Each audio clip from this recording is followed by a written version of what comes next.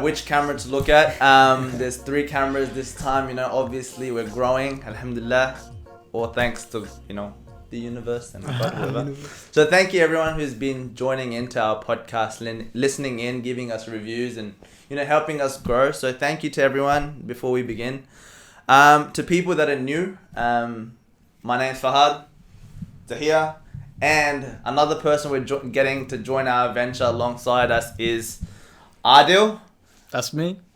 He's obviously going to be our guest today as well, but moving forward, he's going to be, in our logo, you'll see his face too. So that's another sense of growth, so because I think us 3 really banter really well. So thank you, and I hope you guys enjoyed this episode, and let's get into it. So before we begin and before the topic starts, I think I'll hand it over to Adil and you introduce yourself and then we'll start the topic up afterwards. Yeah. Well, thank you very much for having me on, Oh no, Corona. Hey, 1.5 meters. We were literally all together this morning. Yo. In front of public people. Bro, you're making it sound so weird. Corona.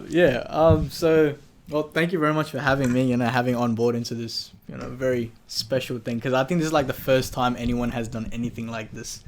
You've been doing it with this thing for a while now, so that's really good. So I'll introduce myself first. Like Fahad said, I'm Adil Razi. I'm going to uni, first year medical student. Also, a executive member of United Muslims of Northern Territory, secretary of that. Also a teacher at the madrasa, at the local madrasa here. And active volunteer and doing a lot of stuff. How old are you? 20, 21, yeah. Successful also current president of CDMSS. I continue flexing. Nah, okay. You gotta stay humble with that because these are all volunteers. It is all volunteering. Yes. Because I feel happy doing these, That's what I think, one thing common about us is, we're happy to volunteer as long as we're, doing something that we feel like we're impacting the society or community somewhere. So I think that's something that's very common amongst us 3. I mean, I think we should also put that out there that we actually also volunteered in those stuff as well, just so we look good too. He doesn't know more. He's honestly inspired by this guy. And this guy, because you guys were the first, because when I came first to Darwin, right, because I came in 2011, you guys were already there, and you guys were already volunteering with Danish uncle, Isa uncle, way back then, with, Imam Nakonda and stuff, you guys were really inspiring for me as well. Yeah, so you're Muslim bunch of friends. So that's how we met. This is really good stuff. So we, just having you out. Corona. Hey, where's the hand sanitizer, man? Stuff. So I think, the good thing to understand is that, so we met through, that common community, the Islamic community. I knew his brother before him, and his brother's obviously older than him and same age. But, age is really not really a factor at this point. He may be 1 or 2, 3 years younger than me, but as long as we can, I guess, banter about the same things, vibe about the same thing. And that's alhamdulillah, really, really good. So... Yeah. Let's begin into the topic, I reckon. Jump straight in, yeah. Topic was... I'm not going to say what topic was. It's obviously your topic. And, again, like to tell everyone before we get into the topic is that me, him, and Tahir have already had an initial conversation about, what we're going to be talking about. So I gave him a call and said, hey, man, what do you think? I was at the gym. I was working out. He disturbed me. I was going to do some abs. Some hype stuff. Right. Anyways, but... I gave him a call and I said, what's something that's really connects with you, that's life experience has taught you. And, what would you like to come on to this podcast and talk about? And so I'm not going to tell you much about it. He's going to tell you his experience and, obviously I'll let him do the talking now. Mm-hmm. Thank you. I feel a little honored there. Yeah, you should be. So what did you want to talk to us about? Well, first thing first is it's going to be deep. Okay. Because I wanted to talk about something that I felt personally. It was a personal experience, very close to my heart. It was something. Well, I'll just say the topic itself. It was about death. All right. It's very deep. And that came about when my mate, I'm not gonna say his name. Let's call him. What should we call him? Give me a name. Person A. It doesn't matter. Your friend. Person. Just say Yeah, your my friend. friend. My friend. All right, my friend. Someone. He went through a rough patch in his life, and unfortunately or fortunately, he passed away due to some unfortunate incident, and it was so out of nowhere, so sudden, that it took me aback. And in that moment when I received the news, I remember I was praying, and then I received the news over the on my phone, and started becoming emotional straight away. And I didn't expect myself to cry in that instant. I thought I'd be man enough, and hold it in, and maybe talk it out. But I felt this overwhelming surge of emotions, because he was my mate that was there when I was in the lowest of my times as well. And it was really emotional because I wasn't there at those times for him as well. And that just took over me. It was really emotional. Sorry to keep you guys sad about that. So yeah, I guess I wanted to talk about that and how, because this all relates back to identity. Knowing that sense of belonging.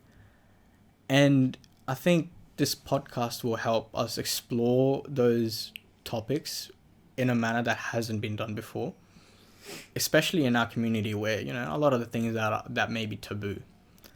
So talking about them freely and talking about these issues freely is a great opportunity for us to grow as a community and, learn from our mistakes if we have committed them. So obviously, that same experience. So I knew the person, Tahir knew the person, and we've talked about this before, in the sense that, why people, get to that point, why couldn't we stop things like that happening? And we've discussed that area of, obviously you got to try and keep in touch with the people that are around you, and obviously send them a message and whatnot, things that we've talked about before. Send them a message saying, hey, hope you're doing okay, and if you wanted a friend to talk to, I'm always here. Randomly, that was one of the messages that we discussed before, and we thought was really impactful, after doing our research and whatnot, discussing with a few people. But I think the topic this time would be, first of all, what would be, how did you deal with the loss of someone that was your loved one? How did you deal with that sorrow? And how do you think, what's another way to look at those things? Would be a question towards you and Tahir. Yeah. I mean, as you said before, Ado, it's like, like you said, like be man enough and talk about it. It's like, but I think that is like the main thing to do. Like if you think about it, a psychiatrist, like their main job is to just be there and to just listen to someone's problem and stuff like that. Yeah. And like, but that shows you that's like how important that is, though, to just be there. And like, because psychiatrists, I just say this, they don't judge, right? Yeah. They're just there to help you through your problems. So you go there, you tell them what's on your mind, and they help you figure out, okay, what's like going on with this person, how can I help them get through this? And that's basically it. Like that, it's literally such a like it's a job. They made it a job to it's a job to listen to somebody. Like that's how important it is, right? And so I'd say the main thing would be to just go and talk to someone, right? Obviously it's someone you trust, someone is not gonna judge you or put in like, because I can tell you that when you've obviously lost someone and you want to talk about it, you don't want them to make comments and be like, it's like, oh, what were you doing here? Or did you try to help? Like, you don't want that. You just want someone who's just going to be there to just listen, comfort you. Yeah. And that's basically, exactly. And like, I'd say that's it. It's just to talk. For me anyway. Yeah. Like, I don't do it often. Yeah. Right.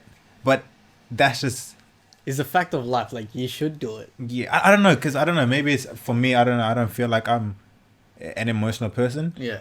I don't know if that's a good thing or a bad thing. Yeah. But it is what it is. Like, but even then, if I do, I believe anyway. I believe if I have something that comes up, I'll talk to someone. Most likely my sister. Yeah. But yeah, I feel like the main thing is to talk. Yeah. Yeah, I feel you, because like, because you said like you think that you're not an emotional person, but at times, you know, it just really hits you hard. Like sometimes, yeah, because that's exactly what that moment felt like. Because I thought I was not an emotional person at all. I was like, you know, flat faced. You know, I can just go through the situation, blah blah blah. But then when the news hit me, it just was overwhelming emotion, and I suddenly started tearing up, blah blah. And then the best thing was that my family was around me. Instantly, you know, my dad, my mom, my sister, my brother, and my little brother, even though he doesn't understand these things, they were able to, you know, support me. Like, the first thing they did was hug me. And I think in that time of silence, in just hugging and just embracing each other, that was a great emotional support that I got in that instantaneous moment. And that reminds me of you know, the incident when Muhammad sallallahu his son Ibrahim, he passed away, and the first thing he did, despite knowing that he is such a stern person, he was such a, you know, brave person, the first thing that happened was he cried. And the things he said was so remarkable. He said, me crying is actually a mercy from God. And in that instantaneous moment, you know, like, that's the thing that came to my mind first. So yeah, to, I guess, put it into perspective to people that might not know who break it down this a little. prophet is, or, you know, like who Jesus is, or whoever, right? Because I like to talk in terms so that, you know, everyone can understand. So definitely. To give an example, to kind of give more detail, I wrote it down, like, you know, kind of have something written here, so I'll read it out. But background is, you know, so us three believe, you know, just like Jesus, just like other prophets came to, I guess, help mankind, help people, I guess, live a life where they can deal with these kinds of things. Be better people. You know, so because they went through their fair share of trials, right? Yeah. So, give an example. So, our prophet, the person that, you know, we follow and stuff, I'm going to read it out. So, dealt with a series of losses throughout his life. His father, before he was born, passed away. His mother, at the age of 6, passed away. Then his grandfather passed away. Then the uncle. Then his beloved wife, Khadija. And he saw 6 of his 7 children pass away, with only one having outlived him. Yeah. So that there is, you know, who would want that? Yeah. You know, and to see someone go through all of that stuff and still be able to, you know, live through it. You know, some people give up, and I think last one of the episodes I gave that example of when you know, you're sitting in a test. This life, you know, it will always throw trials and tribulations your way. But something like that, you know, you just be like, why does God hate me? You know? Be like, why does this universe hate me? You know, might as well kill myself too. Yeah. But, you know, this fellow, he, you know, obviously lived through that, and he accepted the fact that this is what life is, and I have to continue moving forward. And, you know, so one thing that I, you know, in this article that I read, it said, when things like this happen, you no longer focus on the little things and realize what really matters, you know. So as people move in life, they obviously get surrounded by money, wealth, and, you know, making sure that's always there. And sometimes they become distracted by those things. And then when things like someone that you once loved, or someone that you loved right next to you, passes away, it's just like a point of, like, reflection. What's going on here? You know, why am I doing all of these things? Why am I not spending time with these people? And you really realize that what matters is your own health, your family, your friends, and community, etc., etc. But it's anytime these things happen, it's just like a knock on your face saying, "Yo, wake up!" You know, like a wake up call. There's a bigger picture to it all, and, you know, try to do something better for someone else instead of, I guess, just looking at yourself. You know, otherwise, you know, something like that is a shock. Yeah. You don't expect it, and it's just like, what? You know, and just to remain patient through it. That's what I think. Yeah. But just to give, you know, that was me just putting in my 2 cents to help people understand who this Prophet Muhammad was. You know, he's just a regular man. You know, obviously came to preach, you know, preach his message of, you know, whatever the message was. We can get into that one day. I agree with that. And, like, I guess what you're trying to say is the fact that everything, like, obviously, like, money, like wealth and stuff like that doesn't really matter. What matters is, like, the connection you have with other people. Yeah. Because in the end, like, you want to build something that's gonna last forever, and like, money doesn't really last forever. You know. But back to the topic anyway. Do you remember how I think at the start you obviously said that we kind of already covered most of the stuff in one of our other episodes about obviously a situation like this. But one thing we didn't really Snippet. yeah. Play the video.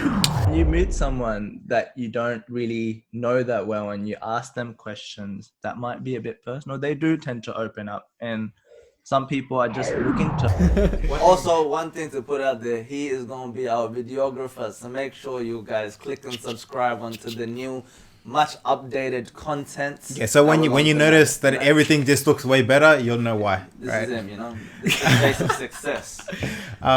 We're just using him. I like doing it. Yeah. But I think we didn't actually focus too much on the other side of it, which is basically, obviously I talked about the emotional side when somebody's going through something emotionally, and they need somebody for you, like at that time, right? And you have to be there for them. But we never really covered like the situation wise when people get into bad situations and like they go down what I would call anyway the wrong side in life, right? Or they made wrong decisions, or decisions that they didn't know the consequences of. Like I've made those kinds of decisions before, and I didn't know the consequences. Later on, they come down to haunt you. They really come down. Like they do. At one point, as a child, you don't know if you keep walking, you're gonna fall off the cliff.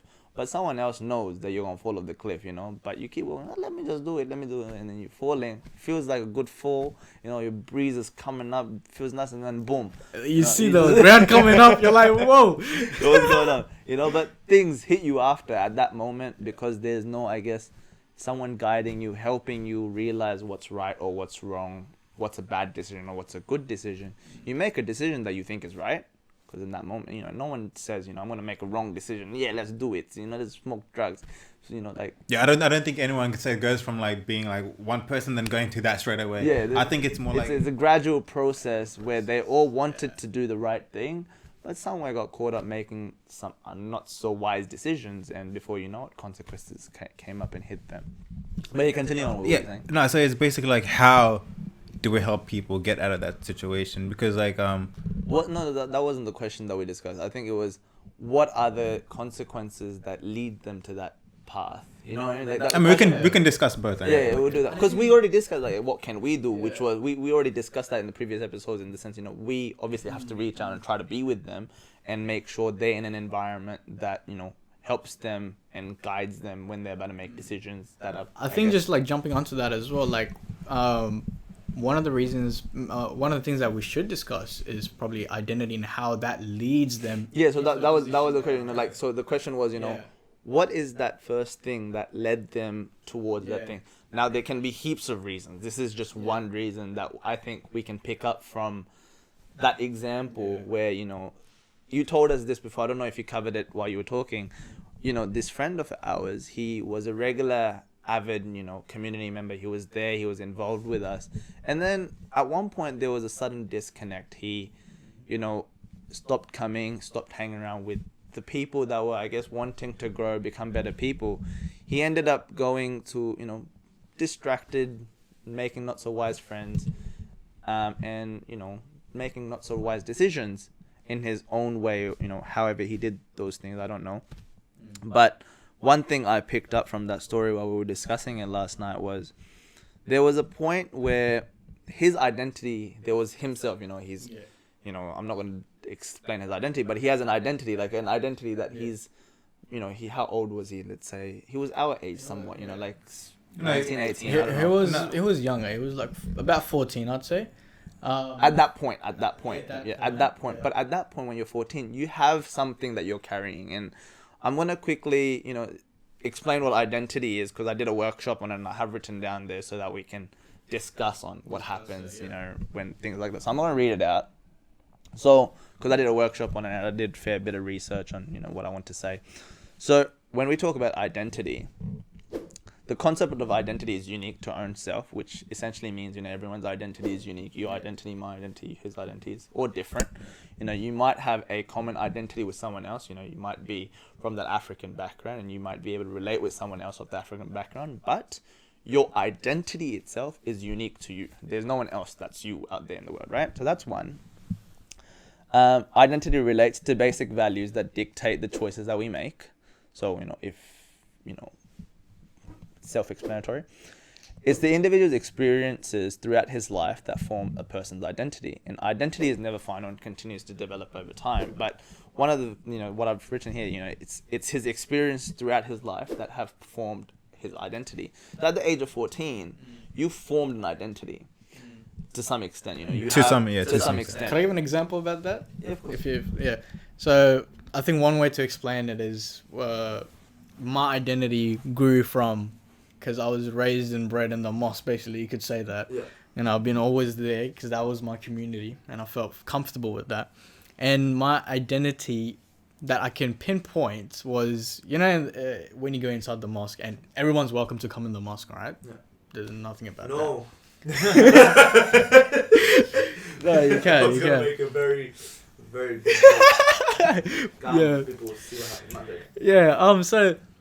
So when you enter the mosque, and the thing that you see on the right hand side in the mosque, there's a big painting, not a painting, but like a proverb, and I have it up here, and it says, we're gonna show it over here. I want to show this videography thing right here, somewhere. Wherever, yes. I want to actually see this in post. yeah. So there was a proverb that was always been there. I think it was Uncle Khurram. He brought it to the mosque one day. Names. No names. Okay, I'll blur it out. Okay, it says take benefit of 5 before 5. First one, your youth before your old age, health before your wealth, health before your sickness. Sickness first, and then wealth before your poverty, free time before preoccupation, and life before death. But the thing out of those 5 that stuck out to me the most, and that defined my identity, was your youth before your old age. And I don't know what clicked me at that moment, but I knew for a fact that I need to contribute as much as I can in my youthful years to whatever volunteer work, paid or not paid. I don't care what it is. So that defined my identity, and that was also shaped by my parenting. I'm not going to comment on that, but I'm just going to say, like, parenting is one of the key factors that define your identity as well. Mm-hmm. Yep. And your upbringing. Your upbringing, I'd say, yeah. So that was a essential thing that I think made, let's say, a cookie dough cutter. That was my cookie dough cutter that defined my shape, what I am today. So part of you. A part of me, yeah. So that's just an example. So it's something big part. Yeah, a big part of me. So yeah, I guess now you can continue. Yeah. So yeah, that's what I was saying. That so when we talk about identity, it's just at the age of 14 or 15, you have some form of beliefs and values. Now, what we saw in this example is that there was a disconnect. He or she, I'm not going to say who it was. This person got involved with people that did not have the same identities or the same beliefs and values. Now, and it's especially relatable to, I guess, people like us, people that come into, from a different background, Pakistani, Indian. Whoa. For me, they're both the same. To be honest, we're all the same. African, we all Indian, bleed blood. Whatever. We all come from a different background, and then you come into a Western culture where majority can be Christian, majority can have different beliefs, majority might want to go clubbing or drinking alcohol, and they have their rights to do that. They have their free will to do whatever they want. But our culture tells us that doing things like this are looked down upon in our culture or in our upbringing. Drinking alcohol is looked down upon, smoking is looked down upon, or doing drugs is looked down upon. It's like a taboo thing. Should never do this. But now when you get involved with, or when you associate yourself in places where this is the biggest thing that's happening, this is the hype, this is where you should be, it's very easy to get put into peer pressure. If all your friends are doing this, then you might just say, "Hey, Yanni, what's so wrong about this?" So what happens is you might know it's wrong in the back of your head, but you're just like, "Let me just try it. What's the issue? What's the problem, right?" And then they go against their self beliefs and values, and they continue to go. Once they do a wrong thing that they go, they don't believe in, they do it again. They get so dwindled up in that environment. And then when you get them to pause and say, "Who are you?" They're like, What kind of question is that You first? know, like, wait, you know, it's a moment of like, I haven't really thought about this question. Who am I? You know, because they're so distracted by drugs, alcohol. You know, that's what all that stuff does. It distracts you from the world. When people go clubbing, why? I want to be distracted from my problems. I want to get drunk. I want to, you know, get lit, whatever. I want to be distracted from the actual problems of my world. of my Escaping life. reality. And that's what it is for. Now, if I was to ask any one of them, who are you? Ooh, it's even me. Sometimes, you know, if you would ask me that question, I'll have to pause for a bit and say, I'm this, I'm that, I'm this. You know, I'll have to pause. But a lot of these people haven't really asked that question. Who am I? What's my identity? And so I know I'm talking for a lot, but what I think is, you know, in that example is that there was a disconnect. You know, he did something and that led him to somewhere else. Let's elaborate on that. You know, so where does that disconnect lead you to, and what happens there? First thing you said, he was 14, right? Yeah, somewhat that age. Somewhat Some- that age. like, We're estimating an age, but yeah, When he started, like, mature age, somewhat. but that's when he like started to, let's just say, started changing a bit, right? And just putting it out there, right? When I was 14, right, I had like, so my parents were a bit strict, right? But in the end, I think that was a good thing, because even when I was 14, I knew what was right and wrong. But if I had a bit more freedom, I think I would have been like gonna go try more things, as you put it, right? And I think that's what he had. Like, he had a lot of freedom, right?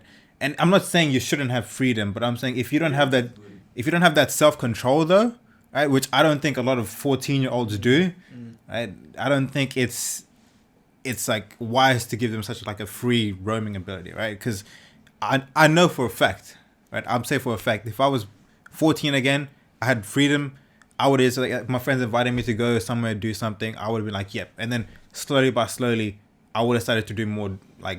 I think so. I was reflecting upon it, right? So our families have kept us in a bubble, a very safe bubble. You know what I mean? Be home at 10 o'clock. You know, wake up at 6 o'clock, be home at 10 o'clock, study. You know, that's our life till, I guess, for a while. My parents have done that. You know, they kept me in a bubble. And now when that bubble broke, and let's say university, and now I'm now exposed to the world's problems and what the world has to offer. You know, university was that, you know, now I can drive, I can do whatever I want, I can talk to whoever I want, I can drink whatever I want. And that's my freedom, my will, and my choice. At that point in time, when you're exposed to all of these things, your brain starts to say, you know, why not try? You've never tried this stuff before, you know, no problem, whatever, and you try it.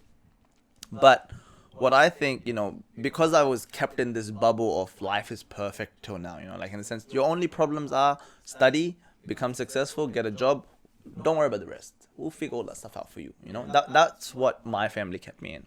What I think should happen is we should teach our children growing up that the world is not perfect. You are going to be exposed to this, and that.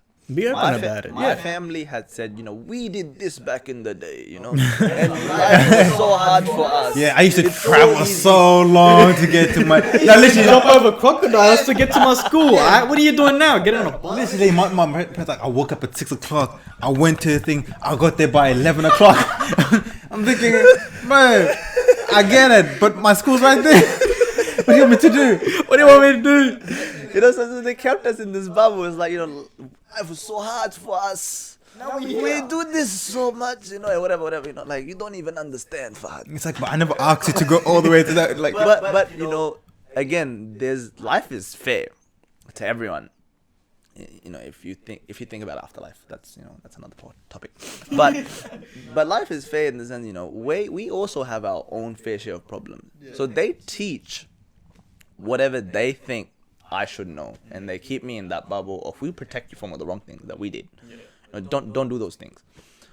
But what I think it should be is, there will be problems that we may not have, you know, experienced, and you will have to experience them, and that's going to be your road. But we will be there to help you and assist you in what we think is right. But tell us everything that you're going through, and that should, like, that kind of culture should be like set in stone from, like, babyish, you know, like the baby's growing, you know, why is the sky blue? You know, some parents will be like, don't talk to me about this stuff. You know what I mean? No, whoop your ass.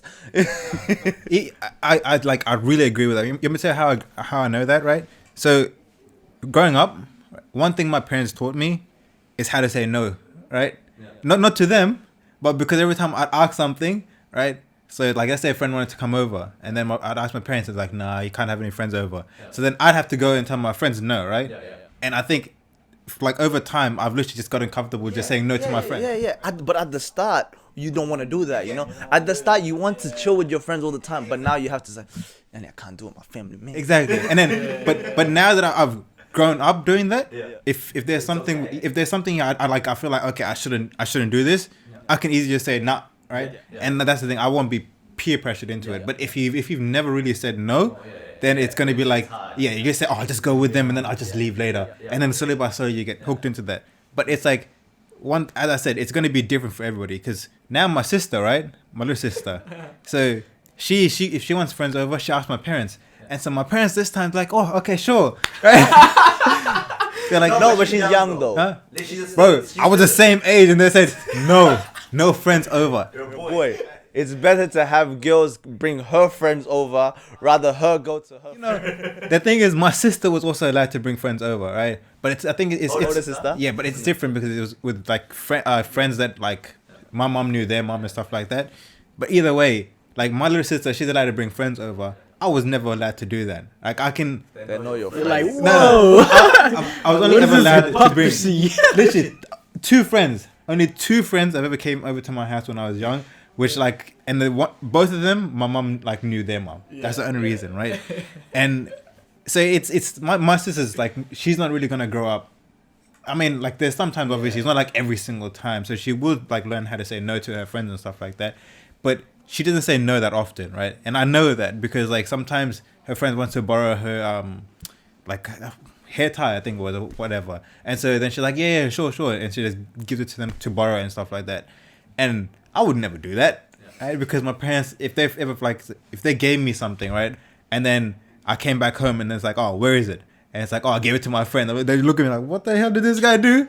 This guy says no so many times.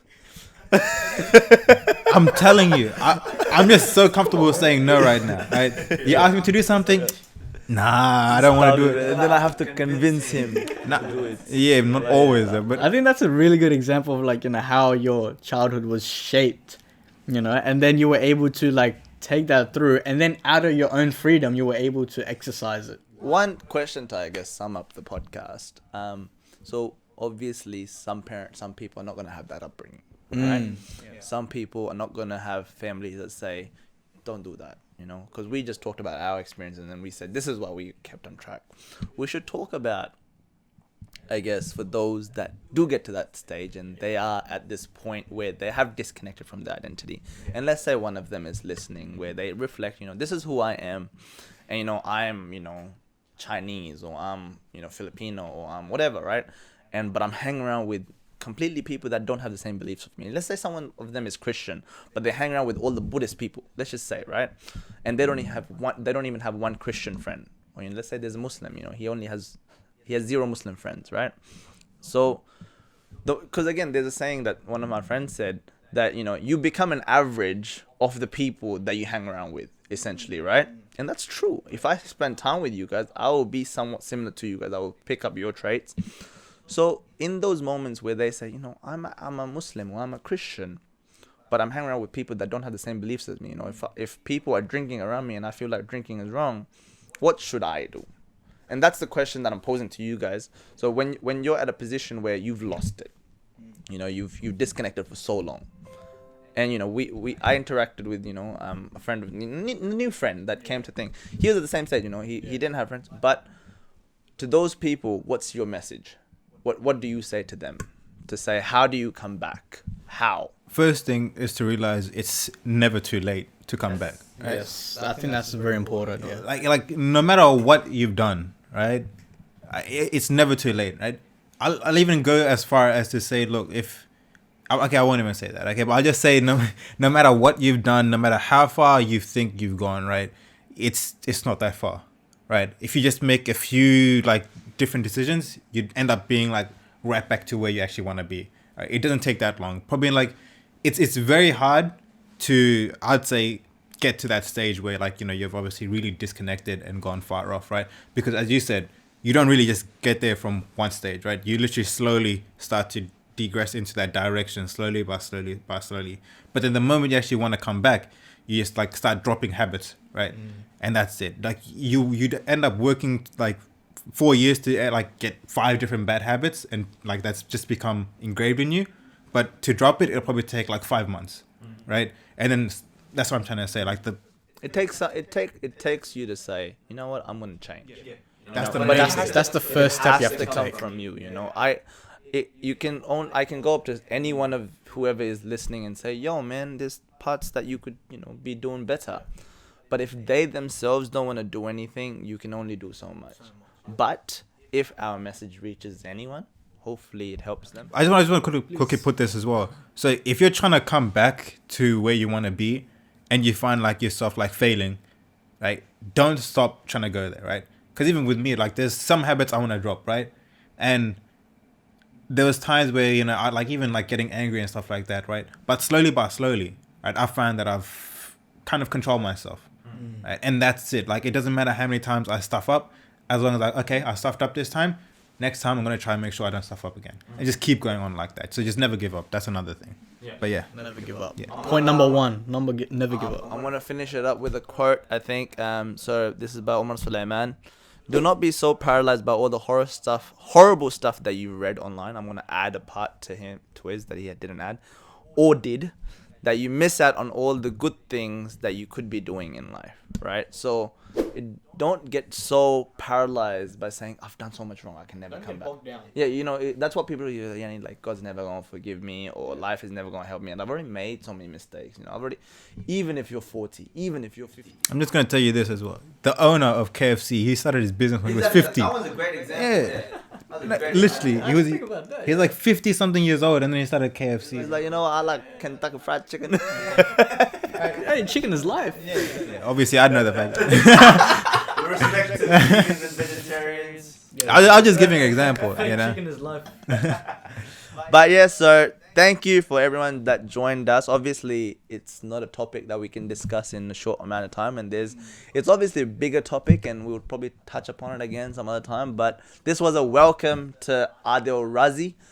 Search him up, you know, he's a very successful guy. He'll help you guys out in life. I think just before we finish up, because we were talking about a lot about identity and stuff, so me and Fahad and a couple other people, we're working on that project itself, the workshop. We're talking about convictions, like The Who Am I project itself, you know? we did that. Yeah. That's what we were So we can like continue it on, you know, just like a follow-up project that you guys can, you know, hop on. You know, we do a lot more like workshop things to tackle with this kind of issues. So like shout out to UMNT, shout out to AMF.